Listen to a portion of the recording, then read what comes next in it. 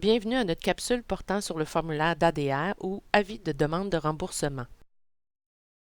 Un travailleur ou une travailleuse victime d'une lésion professionnelle doit d'abord déclarer son événement accidentel la journée même à son supérieur immédiat, et ce, avant de quitter les lieux.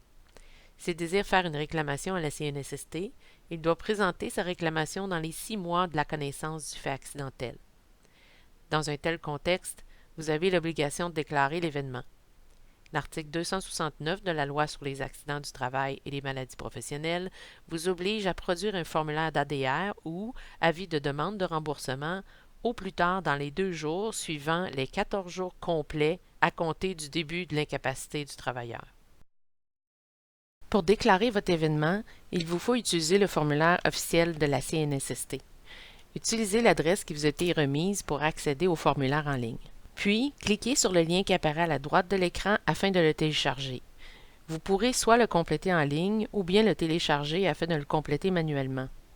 Si le formulaire n'a pas été rempli de manière électronique, vous devrez transmettre une copie à la CNSST par télécopieur ou par la poste à la régionale où votre travailleur habite. Faisons ensemble un survol des différentes sections du formulaire et voyons quelles sont les parties importantes de celui-ci. Vous devrez inscrire les informations sur le travailleur accidenté. Vous devrez préciser la date de l'accident de travail ou la date à laquelle le travailleur a eu connaissance qu'il était atteint d'une maladie professionnelle. Il est important de distinguer la date de l'événement de celle d'une récidive, rechute ou aggravation. S'il s'agit par exemple d'une rechute d'un événement survenu chez un autre employeur, les sommes versées au travailleur ne devraient pas être imputées à votre entreprise.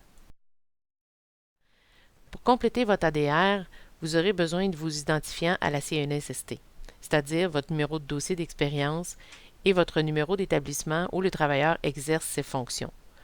Vous trouverez ces informations sur votre dernier avis de calcul de votre taux personnalisé. Le numéro de dossier d'expérience est composé de 8 chiffres, celui de l'établissement de 9 chiffres. Ces numéros se trouvent aussi sur la lettre et certificat d'appartenance que vous avez reçu à l'adhésion à la mutuelle ou en janvier de chaque année. Vous devez inscrire toutes les coordonnées de l'employeur afin de bien vous identifier. Le numéro de mutuelle, d'expérience et d'établissement doivent être indiqués à cet endroit. Une attention particulière doit aussi être portée au nombre de travailleurs à votre service dans cet établissement.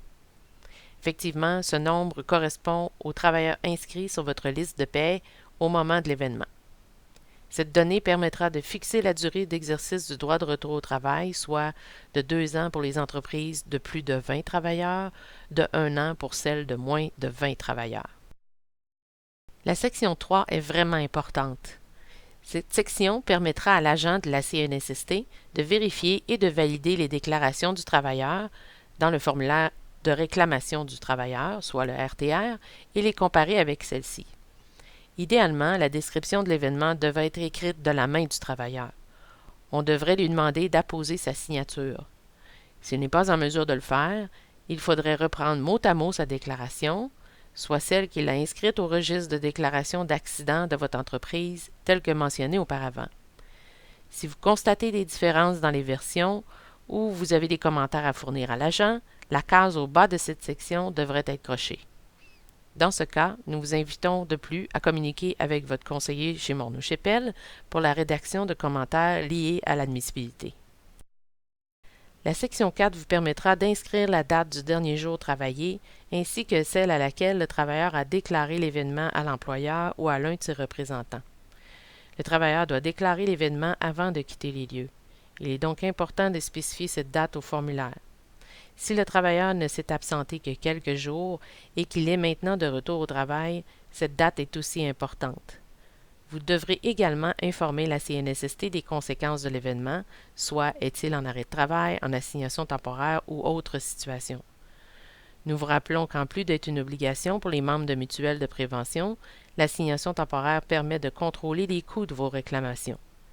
Si le formulaire d'assignation temporaire n'a pas été remis au moment même de l'accident, il est important de le faire dès maintenant.